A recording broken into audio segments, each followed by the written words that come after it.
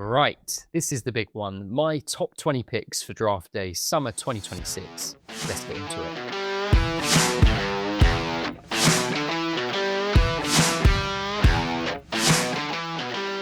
Welcome back to the Draft FC podcast, the podcast website and YouTube channel dedicated to all things official draft FPL. My name is Mitch and I'm your host. And as I said at the top, this is the big one. This usually proves to be our most popular episode in the summer. Recording it slightly later than usual. It's a bit of a delicate balance between getting it out nice and early so that it's ahead of most people's draft days, but also allowing enough time for transfers and things to happen, really, so that we have as up-to-date information as we can. But I mean, this is the curse of being an FPL content creator of any kind, especially at this time of year.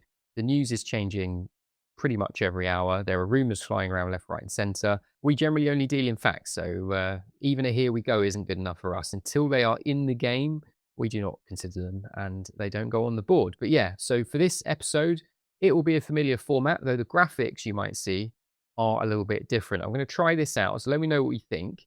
This isn't necessarily going to be how everything looks moving forwards, but I think it sort of puts a bit of an edge to things, a bit more pizzazz, makes it feel a little bit more special because, as I said, this is normally quite a popular episode. Now, obviously, sticking my neck out there, putting out the top 20, there will be disagreements. There will be a couple of ones that raise eyebrows, no doubt. And so if any of these catch your eye for the right or wrong reasons, if there is anything here that needs a little bit more explaining as far as you're concerned, then do comment below and I will reply to any and all comments over the next few days. So yeah, as I said, I'm not going to pretend this is going to be a full consensus ranking. If it was, then it wouldn't really add anything to the conversation. So take it all with a pinch of salt. And remember, I am just one person. We are just one organization putting this content out. There are lots of others out there, as we'll come on to in a minute. And you need to still do what you think is right. And ultimately, at this stage of the season, nobody knows what is going to happen. But we can at least enjoy trying to pretend that we do.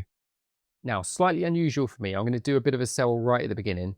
And firstly, if you enjoy the content, make sure you are subscribed to the channel or following along on whichever audio platform you get these episodes out to. Those numbers going up, thumbs up on the likes, comments, view numbers, all of that really helps us out at this time of year and just, I guess, keeps motivating us to keep doing what we're doing and, at least see that there are people out there that are enjoying it and finding it useful. The bit where I will sell a little bit more is obviously our website. If you're not aware, draftfc.co.uk. For those of you that aren't members yet, then now is the time to go and sign up. You can either buy an annual subscription and you have it all year round, and that's the best deal we have going. You're not sure and you just want to get access in pre-season, then there is a pre-season pass too, which will get you in for now, and then we'll just tick over onto a normal monthly plan. If you're wondering why you might want to sign up now, the main thing is going to be the draft rankings in combination with our live draft helper tool. So as you're going through, you sync your draft FPL league into that and you can see the picks going and a few other metrics to keep track of what's going on live. Throughout the season, we have predicted lineups, we have a squad planner, fixture difficulty rater, global rankings, which you won't find in many other places to be able to pitch your draft league in a league table worldwide, analytics for your league, and also a time capsule at the end of the season to save all of that data for you. The other thing you get, which I think is worth its weight in gold, is access to our exclusive Discord community. And I want you to think about the busiest WhatsApp group you might be in. You know, when you've been on a long day at work and you look down, there are 100 notifications on that group chat. Well, this is even worse than that. Believe me, at the moment, there are hundreds of messages. The chat is great. The insights, the expertise that are in that Discord channel will really blow you away. And I love being in there and just watching everyone nerding out. It's great. So yeah, if you want to get a little bit of a leg up, and if you maybe want to get more of a leg up throughout the season, then head over to draftfc.co.uk. And the final thing I will sell you on, if you haven't been made aware already, we have now combined with some of your other favorite draft content creators out there. Some of them now on screen. Jay at Auto Draft, FPL Draft Zone with Dom, Joe at Snake Draft, and Win Your Draft League with Doug as well. So as well as being able to see the Draft FC rankings, my rankings in that live draft helper, you can also click on one of theirs and have their rankings automatically load up and be useful for you in the live draft room. The other thing I'll say, if you're not particularly interested in my rankings or these guys' rankings either, you can also add your own in and it will save that as another viewable list that you can use on draft day. So yeah, I can't think of really much reason why you wouldn't want to at least go and have a peek over there and see what it's like. But without further ado, let's start going through the board. So we'll go from 20 down to 1. And I'm going to caveat right at the top that I'm recording this in the evening of Thursday, the 13th of August. Most of the prep was done yesterday and the day before. So just to kind of timestamp when these decisions were being finalized and being made, just in case something drastic happens with one of these clubs or one of these players in the next 24, 48 hours. Obviously, I didn't know that was going to happen. But if you are a member and if you are keeping an eye on my rankings, then the important thing is that anytime something happens, a key new signing, an injury, anything that's going to change the state of play, I'm keeping those rankings up to date all of the time. So let's kick things off, which might be one of the slightly more controversial picks. So at number 20, we have got Manchester City's Ryan Cherki, a new man on the board from last year. And if we focus purely on the bottom half of our list today, so picks 11 down to 20 has the best underlying numbers in the bottom half. If we focus in on that non-penalty expected goal involvements per 90, 0.66, that is elite level, and that would put him up amongst some of the names that we're going to see much higher up on this list. 33 appearances, but just 19 starts last season. So really the whole issue here is minutes. This is one of my biggest splits from some of the other guys that were just on screen in terms of the other creator rankings. If we were to look at them, and when I looked at those just before recording, they're averaging out around 31st overall, with somebody having him as low as 50th, which I think is crazy. But I guess what that does highlight is the market is all over the place on him. And the other figure lurking in this conversation is Phil Foden. And the market is also all over the place on Phil Foden too. So, and the reason for that is because the pair of them ultimately play the same position, and as we saw last season, can cannibalize each other's minutes. Now, Foden also had some really good patches, particularly sort of early stages of the season, but Cherki finished much, much stronger and took that spot from Foden. There were comments going around I saw, and I've seen people reference these as well when talking about ranking the pair of them, that Maresca sees Foden as like one of the pillars of Manchester City. I think it's important to highlight, firstly, that is not a quote. That is just a reporter sort of stating that is a feeling Maresca has. That is not something Maresca has come out and said in a press conference. It would also be a pretty brainless thing to say in a press conference, because you obviously then risk alienating half a dozen other players in a brand new squad that you're inheriting. So I don't put any real value in that. Do I think Foden will start the season? Yes, I do. He's had the whole preseason. He didn't go to the World Cup, whereas Cherki did. So Foden will get the first chance really to nail down that spot. But that doesn't mean we won't see Cherki coming off for cameos off the bench. And my personal feeling, the reason I have him so high, is that sooner or later, Cherki will just take that spot and continue to prove his superiority over Foden, who, this wasn't one bad season for Foden now. It's been a couple of years where he's been off the boil. And yeah, he's going to have to really, really pick things up if he's going to get back to the Foden that we knew from a few years ago. So yeah, Cherki's leading things off, number 20 in my rankings. In at number 19, another similar feel of player, that's Florian Wirtz for Liverpool. And again, another player that was brand new to us last year, another player who's going to be having to perform under a new manager and a new system. And if we compare Cherki, where rankings and people's feelings about him are all over the shop, Wirtz is actually the complete opposite. And actually, most rankings you'll see out there will have him there or thereabouts, sort of towards the end of round 2, if not early round 3, which I think feels about right.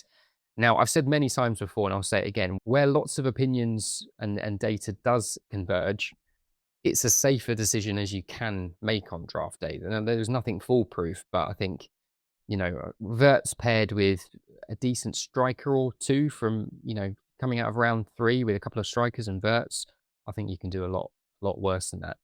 The issue for him is consistency. 9 useful weeks. So a useful week we're classing as anything beyond 4 points out of 33 appearances last year, which is the lowest tally out of all of these guys on the top 20 list. But he did grow into the season significantly. They were a lot more forthcoming, those useful weeks, towards the back end of the season than they were at the beginning. And with that came a general uptick in his underlying numbers too. And towards the end of last year, he ended up putting up 4.7 FPL points per 90, which is solid. But I think the adjustment, getting used to the Premier League, has happened now.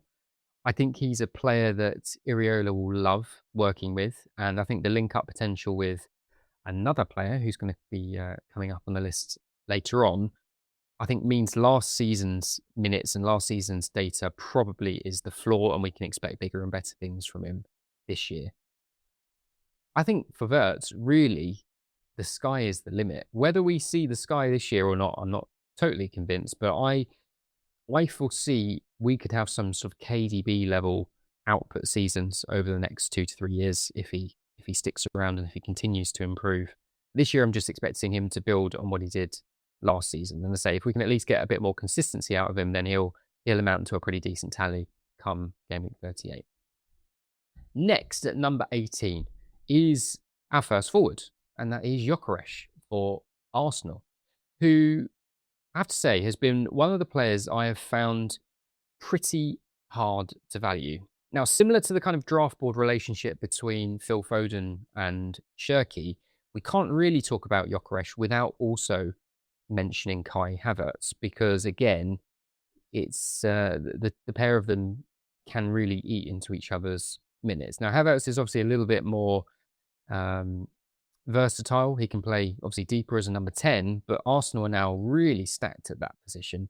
You know, you've got Odegaard there, Eze, Bruno Guimaraes could play there a bit if he wanted to. So, you know, the prospect of seeing Havertz line up there very often doesn't seem that likely. And with no real obvious number 9 options on the horizon, Gabriel Jesus is not up to it, and I wouldn't be surprised if he even left last minute in this window. It is going to be between the pair of them. Now, obviously, they have a lot of games to play, and Arsenal will go far in most of the cup competitions and the Champions League again. So there are lots of games and there are lots of minutes to be shared out. The reason I favour Gyökeres, and the reason, spoiler alert, you will not see Kai Havertz anywhere on this list, is because I think Havertz will tend to be preferred for some of those tougher Tuesday, Wednesday night games, and maybe the odd difficult Premier League game where Arteta wants a little bit more control. So what I expect we'll see, and as we did see a fair amount last season, is that Gyökeres will be the guy coming out against Coventry and Everton and Fulham, and you know, being the guy who can hopefully just smash open a game early on in what should be very winnable games for Arsenal. He's another player similar to Wirtz, where the consistency is one of the biggest problems here. Only 10 useful weeks last season is one of the lowest you'll see on this list. If you think he's nailed on, or if you think he's going to play most of the minutes as the number 9, then you're probably likely to take him even higher than 18th. But I think the general position is hedging for that risk, minutes risk reason. But again, similar to Wirtz, similar to Shirky too, he's had his year to adjust to things in the Premier League.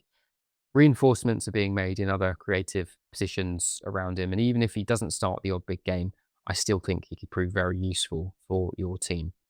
The next one, and the second striker on the list, and again, somebody that could prove to be slightly controversial here, is Šeško for Man United.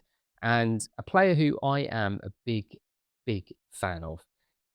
Now, objectively, based on all of the kind of consensus data that is out there at the moment, he is probably one of my biggest possible overvaluations on the entire board, around a dozen or so picks ahead of where the market is. And you can see on screen the current global median pick, so that's being distilled from real life drafts that are already happening around the world, has him at number 28.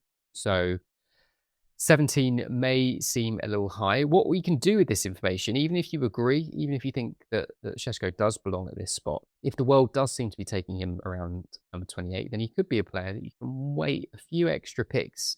It's a bit of a risk, because if you do want him and someone else, then you know he could go. But it is important to also factor in the average draft positions, but you've also got to factor in the psychology of the guys and girls that you are drafting with. Because if you're in an 8-team league and 4 of them are Man United fans, then Šeško's not going to hang around for too long.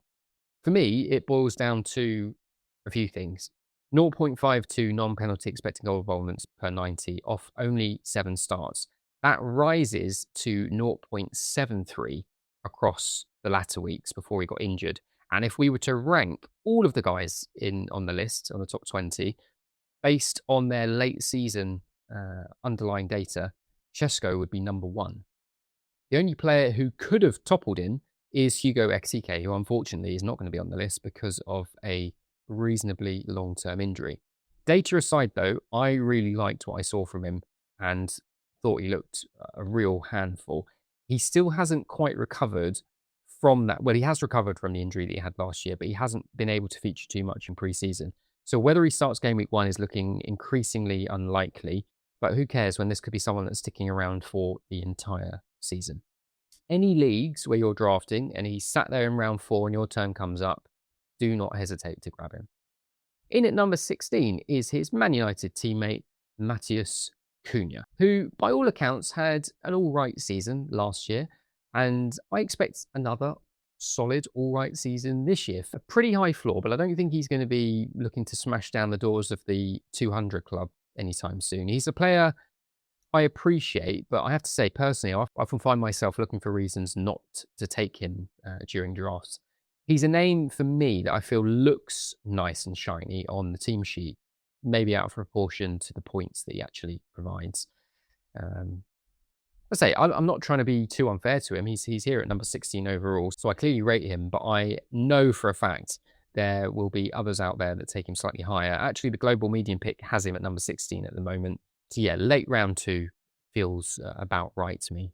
Next is Szoboszlai for Liverpool, and this feels comfortable. I think where managers could end up overlooking him at this position depends on their forward cover. I think if you're feeling short up top, coming out of round 1 or even round 2, then you may rightly pass on Szoboszlai if that's what you need to do. What that does mean, though, is I think some people will get a bit of a bargain. Now, again, totally by coincidence, his current global median pick is number 15, so we're kind of bang on the money there at the moment. But he was super reliable last season. 36 appearances, well over 3,000 minutes, 4.4 FPL points per game over that time frame is real solid set and forget, ticking away, helping you win your draft league. Good underlying numbers, multiple avenues for points, and an upcoming league season where hopefully we don't see him having to play as many minutes at right back. There has been some discussion about whether he could be the penalty taker. I don't think he will be, but I wouldn't put it past him to be the next penalty taker who is the only one currently on the pitch. And so I reckon he might get 1 or 2 just by virtue of the fact that he will probably play the full 90 minutes and the actual penalty taker may not always play the full 90 minutes. But yeah, I'm a big fan of his. I think in terms of the overall draft landscape, he was one of the most disrespected players in the game last year. He was in and out of waiver piles all season long. Nobody ever quite trusted to keep hold of him, but never really did a bad job whenever somebody did pick him up. Next, and a totally different profile of player, we have got Morgan Rogers, now wearing the blue of Chelsea. And this felt like a risky one when doing the rankings, but actually lands, I think, again, fairly close to the consensus. And again, median pick at the moment is coming out around number 16, so we're there or thereabouts. 37 starts last year, and I think he did the same the season before that too. So excellent in terms of durability, which is not to be sniffed at when taking these players high in the draft. I actually had him a spot or 2 higher in sort of version 1.0 of my draft rankings last week. But the risk of him entering a new team, albeit a new team I think will do very well, versus some of the other more stable assets we're going to come up to, is just what caused me to have a little bit more hesitation here. But I think Alonso's setup at Chelsea could work really, really well for him. I mean, there's obviously a reason they've gone and spent that kind of money to bring him into the club. He's going to a much more attacking team compared to Aston Villa. And as I'll say again, the reliability cannot be overstated. Even though he's got to adjust to that new team, 10 goals and 8 assists that he put up last season feels like a very attainable target for him to hit again this year. Next, we have got Semenyo, who may surprise some of you that he's already on the board. You're probably waiting to see him near the top row of our board today. And he, again, objectively is probably my biggest downgrade in the top 20. The market currently has him around pick number 7. If we look at the our other content creator partners, they've probably got him around number 8. So pretty close to each other there. And yeah, we're down here at lucky number 13. 202 points last season was the third highest in the game, but the majority of that was with Bournemouth, and the data from him in a Manchester City shirt was much lower. It wasn't bad, but it certainly wasn't taking him in the first round, as far as I'm concerned. At Bournemouth, he was the talisman. Most things went through him. At City, he is just one cog in a slightly larger machine. And I think the chances of another 200-point season are extremely low. And I think that is what a lot of people who are taking him high up in the single figures are banking on. When there is such a drop off like this, and everyone will have players who they just don't fancy, there will be players that we all have in our rankings that just sit well below where everyone else seems to have them. All that means really is that you won't be drafting them. And it's not because I wouldn't have him in my team. If I'm on the clock with pick number 13 and Semenyo's there, I'll snap him up. But the reality is he won't be there at number 13 and I won't be picking him high enough. So someone else in the league will almost certainly take him. And I'm fine with that. 4.7 points per game during his Manchester City days. So even if we bump him up to around 5 points, 5 FPL points per game, and he makes 30 appearances, which I think would be a bold guess at this stage, knowing the amount of games that City will have to play, that puts him for around 150. And I think even if he has a pretty good season, he'll be pretty fortunate to break that number. Next on the list, Brian Mbeumo. Second best underlying numbers in the bottom half behind Chesko, who we talked about. Definitely prefer him over the other two Man United teammates that we've already got on the board. Opportunities to play as the number 9 if Šeško doesn't play, which I think he probably will do in Game Weeks 1, maybe even slightly beyond that. His main issue this year is pushing the minutes a bit higher. That is really the thing that's going to make the difference of whether he's a truly elite pick or not, and the reason why he's sort of falling just outside the top 10. Just over 2,600 minutes last season. If he was to get more than 3,000 minutes, just by the pure virtue of the extra games and the extra minutes he'll be on the pitch, then he would suddenly become a real top 10 overall asset in the game with the opportunity to knock on the door of that 200-point club. The good news for him is if he does play a number 9 in the Premier League game, then it gives him a chance for a rest for the cup games. Šeško might play, one of the others might come in. If he plays his more conventional spot on the right wing, then again, there's cover with Amad Diallo, who could go and give him a rest for the cup game in midweek. So, whereas Cunha, apart from perhaps Dorgu, he doesn't really have an obvious like-for-like replacement who can sort of take some of the share of minutes away from him for the lesser games. So that's why Mbeumo is definitely the one over those for me, and a player I'd be really, really happy to have in my team. Next, and rounding off the bottom half of our list, is Declan Rice. 184 points last season from your bog standard box-to-box centre midfield player is great. And obviously one of the biggest benefactors, particularly when looking at these elite guys who have raked in the defensive contribution points. But that is not what he is about. Declan Rice is the king of the all-rounders. Really doesn't matter obviously he's not going to win the Golden Boot, but apart from that, he's pretty solid on all other metrics. Over 5 FPL points per game, over 3,000 minutes played, 35 starts, 9 assists, 0.3 non-penalty expecting goal involvements per 90, which for a player of his position is solid. A useful 4+ week, more than half the time. On set pieces for the best set piece taking team in the league. 3 bonus points for a clean sheet, and then throw the odd goal in there too. He really is king of the all-rounders.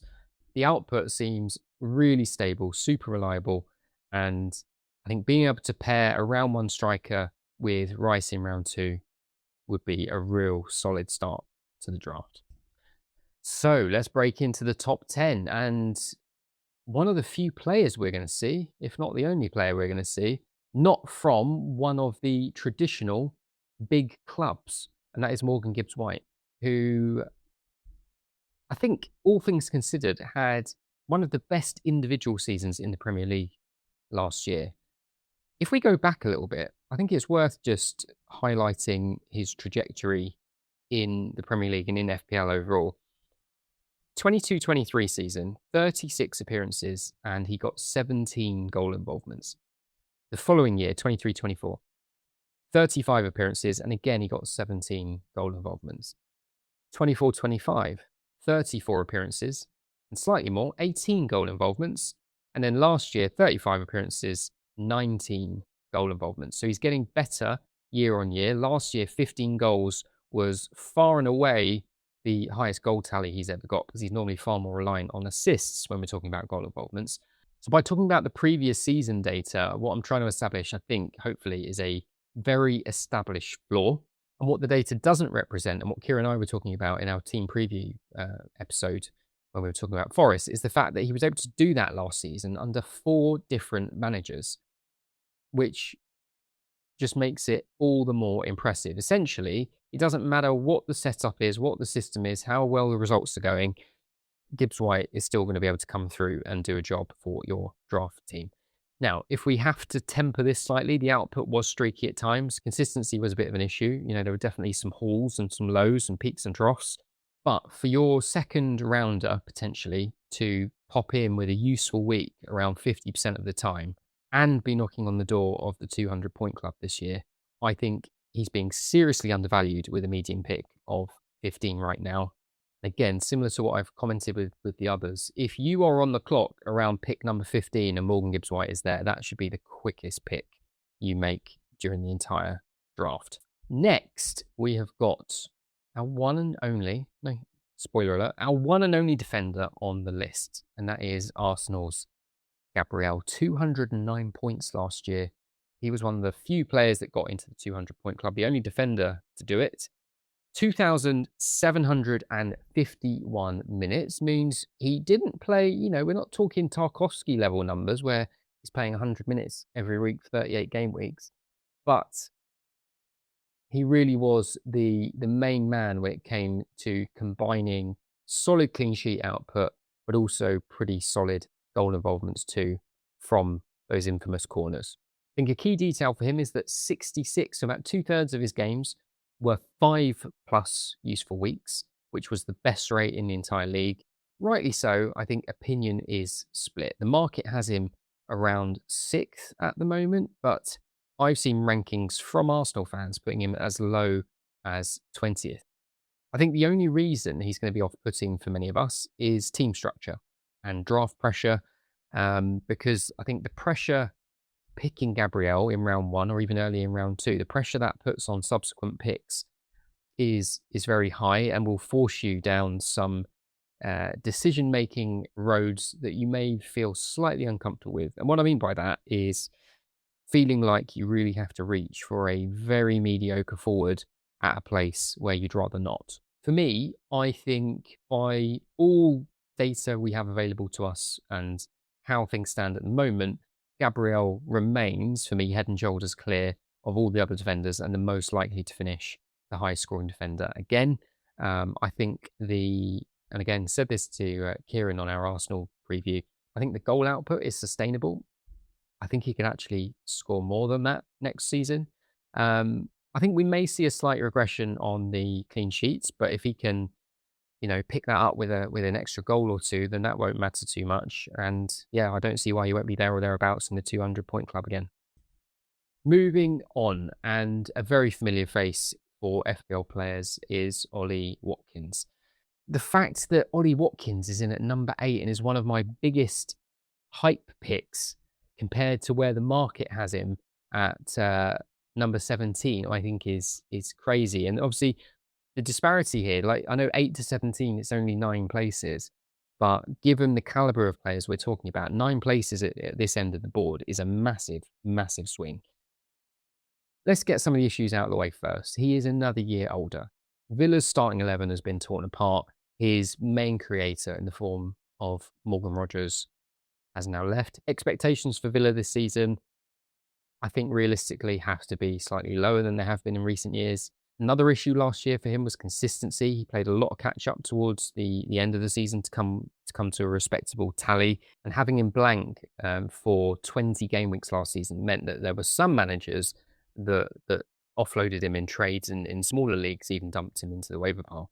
His output, though, if we look at it on slightly more macro level, his output remains up there with the best in the league. And that stock really only rises higher now that Mo Salah has left the game too. The lowest minutes tally he's ever put up in the Premier League is 2,500, and the average is around 3,000. So he is super, super robust. If we look at the number of goals he scored over the last 4 seasons, it's 66. FPL assists in that time, 38.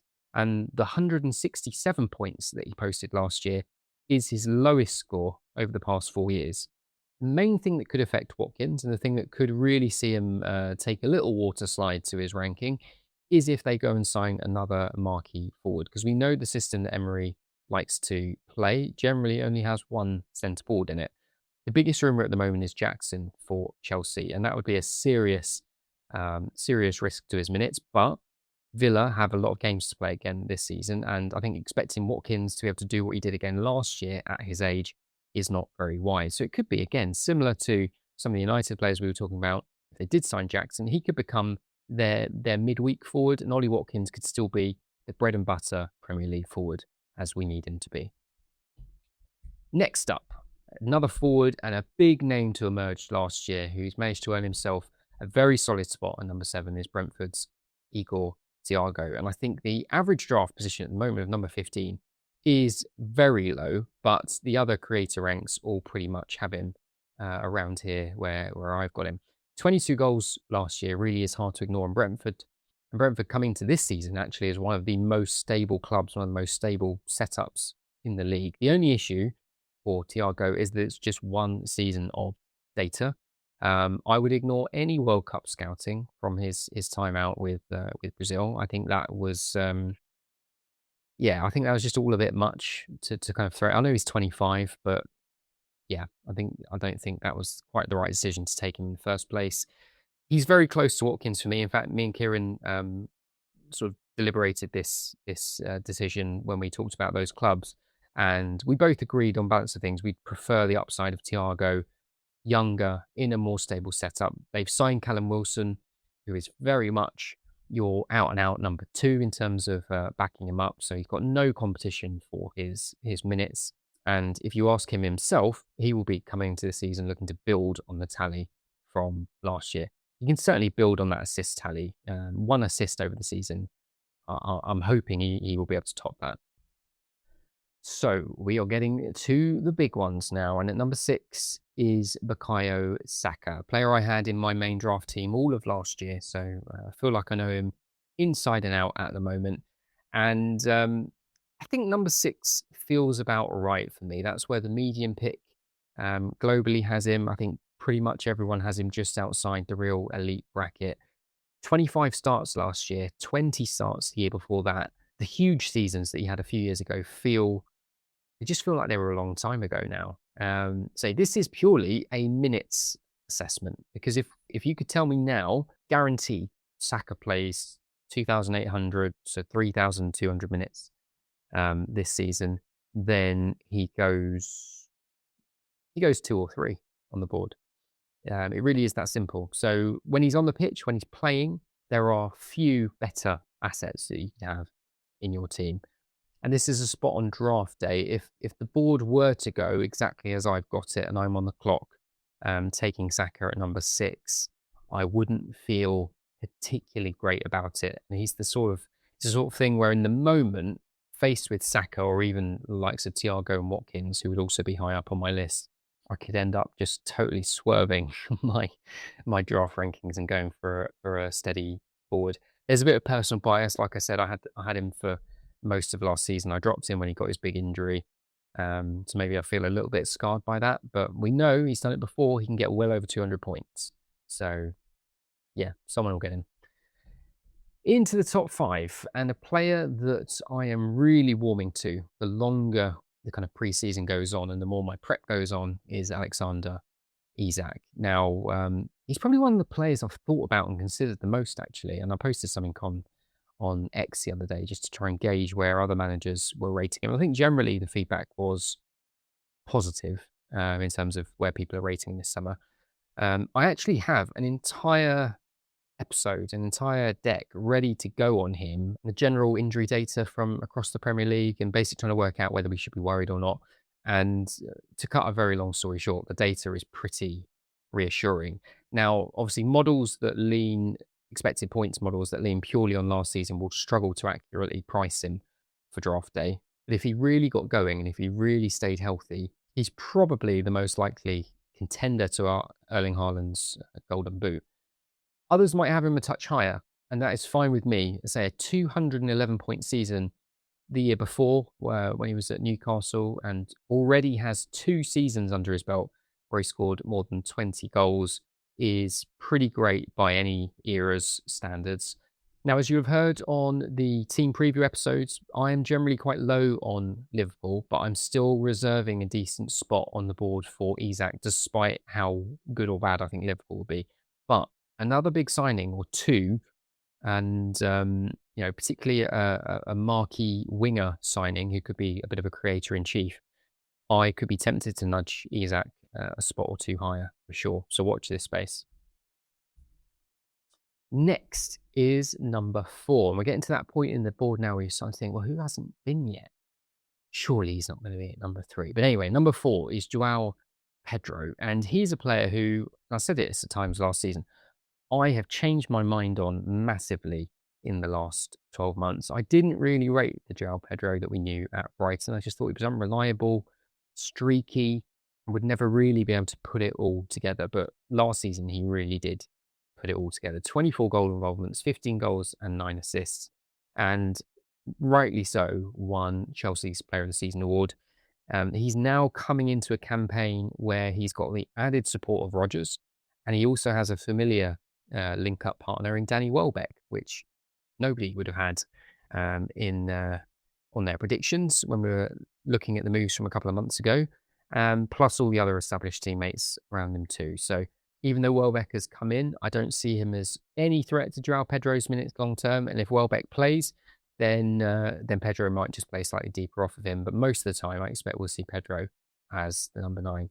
31 starts is just another sign that he can put it all together from a reliability point of view, and his non-penalty expected goal involvements 0.69 over the back end of the season would put him 3rd on the list of all of these top 20 players. I'm generally high on Chelsea as a team this year. No European football to worry about, and one of the best managers in the game. I'm sad to say I like the approach from Chelsea overall, and I think Pedro could be one of the biggest benefactors of that in the game. And on that note, in at number 3 is Cole Palmer. Perhaps the most controversial pick on the board. There's been some chatter about this in the Discord. There are people arguing it. There are people putting him way down the list, and I can understand why. Only 26 games last season, which is why the raw totals look pretty ordinary, just 114 points last year. But despite the low total, still managed 5.3 FPL points per 90 and expected goal involvements per 90 of 0.63, right up there, top 5 on the list.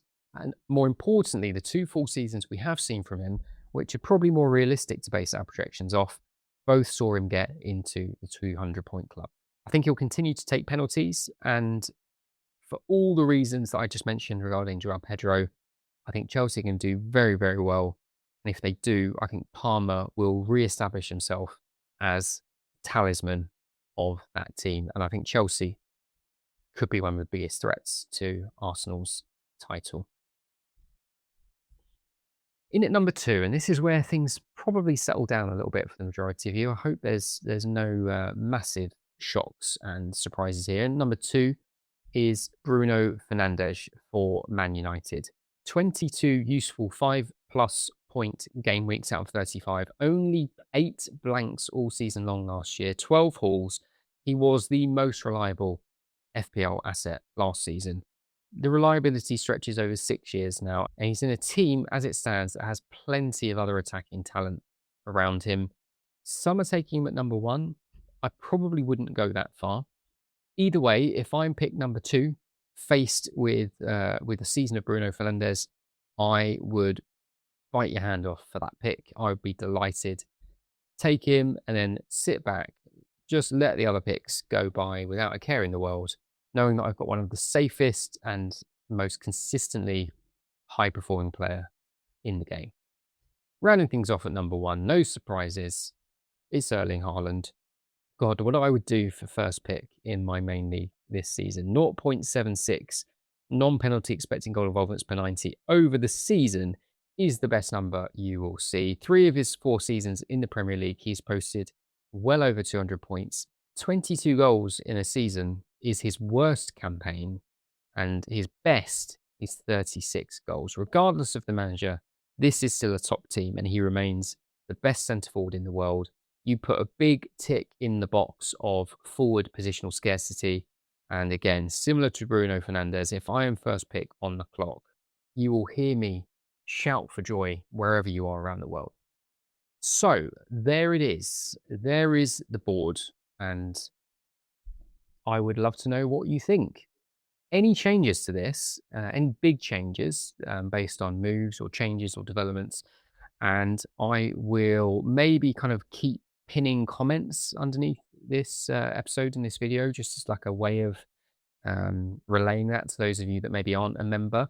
Those of you that want to just continue to see the rankings updated all the time, then as I said, that is what I'm doing if you're a member at Draft FC. But yeah, I like the look of the board. So there's very few tweaks I've made this week, and I get to a point where I'm literally switching players like one position here, one position there. And when it gets to that point, I know that I'm pretty much there or thereabouts with how I see things. There are some risks here.